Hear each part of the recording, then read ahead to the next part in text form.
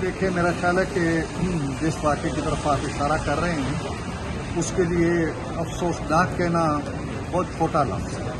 ये बड़ा ही हौलनाक वाक़या है, बड़ा दहशतनाक वाक़या है, खौफनाक वाक़या है और ये लर्ज़ा देने वाला वाक़या है। ये वाक़या कोई ये नहीं है कि दो जानें चली गई हैं, जानें आती जाती रहती हैं, हादसात भी हो जाते हैं।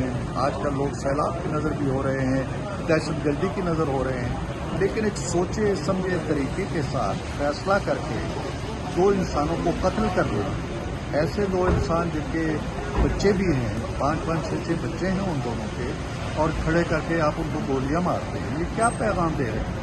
पाकिस्तान का कौन सा चेहरा हम दुनिया के सामने रख रहे हैं? पाकिस्तान अल्लाह के फजल करम से इस्लामी मुल्क है। कौन सा हमारा मज़हब इस तरह की बात की तलकीन करता है? हमारा दीन तलकीन करता है, हमारी तहजीब तलकीन करती है, हमारी अखलाकियात तलकीन, और सबसे बड़ी बात कि इंसानियत का भी कोई तकाजा होता है। तो मैं समझता हूँ कि इस वाक़े ने पूरी कौम को हिला के रख दिया, और हमें ये पता चलता है कि रियासत के अंदर किस तरह की रियासतें बनी हुई।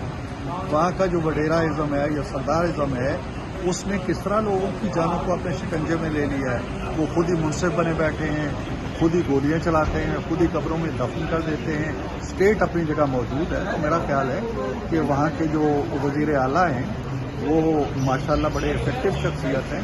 आज मैं उनकी प्रेस कॉन्फ्रेंस भी देख रहा था, चीफ जस्टिस ने भी नोटिस दे दिया है इस वाक़े का।